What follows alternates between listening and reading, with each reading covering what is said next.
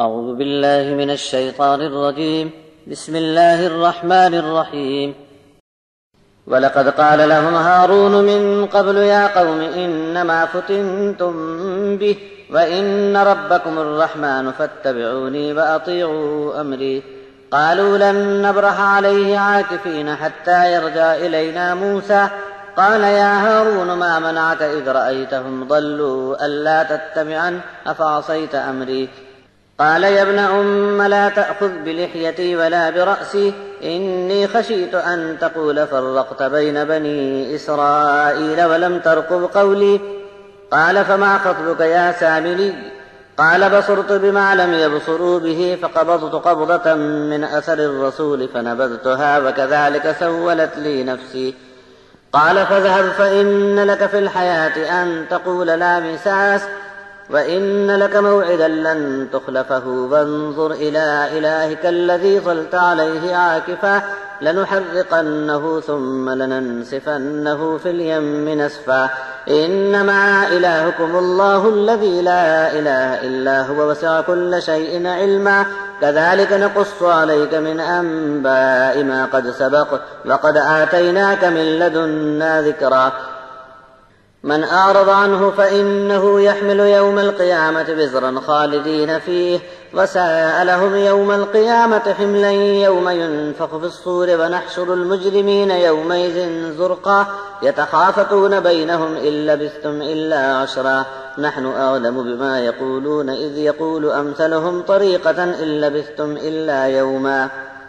اور کوہ طور سے موسیٰ کی واپسی کے پہلے ہارون نے قوم سے صاف صاف کہہ دیا تھا کہ اے برادران قوم، تم کو آزمائش میں ڈالا گیا ہے اور تم ہو کہ فتنے کا شکار بن گئے، اور خوب سمجھ لو کہ تمہارا رب صرف رحمان ہی ہو سکتا ہے۔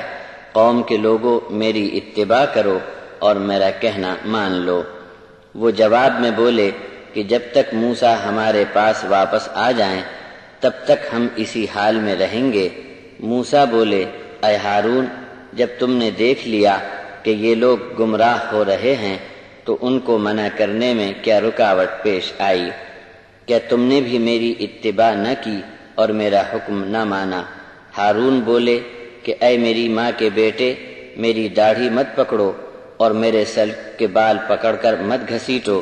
مجھے اس کا اندیشہ تھا کہ واپسی پر کہیں آپ یہ تو نہیں کہیں گے کہ تو نے بنی اسرائیل میں پھوٹ ڈال دی اور میری بات سامنے آوے، اس کا انتظار بھی نہ کیا۔ اسی وجہ سے میں نے نرمی سے کام لیا اور ان پر کوئی سختی نہیں کی۔ پھر حضرت موسیٰ نے سامری کو ڈانٹ کے کہا کہ تو نے یہ کیا کچھ کر ڈالا؟ سامری بولا کہ میں نے وہ چیز دیکھی جو دوسروں نے نہیں دیکھی۔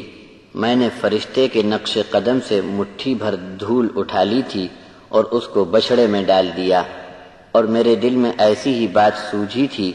موسیٰ نے دھتکار کر فرمایا کہ بھاگ یہاں سے، اب تو زندگی بھر لوگوں سے یہ کہتا رہے گا مجھے نہ چھونا، اور یہ وعدہ ہے تیرے لیے، اس کے خلاف کرنا تیرے بس کی بات نہیں ہوگی۔ اور ذرا دیکھ لے اپنے اس بے جان معبود کو جس پر تو ریجھا اور جم کر بیٹھا تھا، ہم اسے ضرور آگ میں جلا کر پگھلا دیں گے، پھر اس کی بکنی بنا کر دریا میں پھینکوا دیں گے۔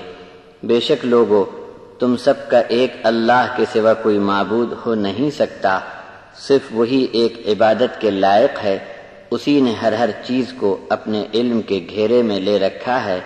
اسی طرح بڑی خوبی کے ساتھ ہم ان واقعات کی خبریں تم پر بیان کرتے ہیں جو پہلے ہو چکے، اور بلا شبہ ہم نے اپنی بارگاہ سے ایک خاص نصیحت نامہ آپ کو عطا فرمایا ہے۔ جو کوئی بھی ہمارے اس نصیحت نامے سے کترا کر چلے گا اسے قیامت کے دن بڑا بوجھ لاد کر حاضر ہونا ہے، اس میں ان کو ہمیشہ رہنا ہے، اور قیامت کے دن ایسا بھاری وزن اٹھانے پر ان کی بری درگت بنے گی۔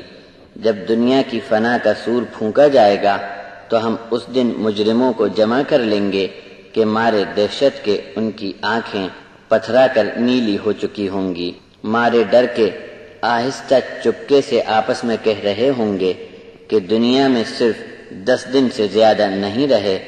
ہم کو خوب معلوم ہے کہ حشر کے میدان میں ان کے ساتھ والے کچھ اونچے درجے کے لوگ جن کے طریقے کو مثالی سمجھا جاتا تھا، وہ تو یہاں تک کہیں گے کہ نہیں، صرف ایک دن رہے ہو، بس ایک دن،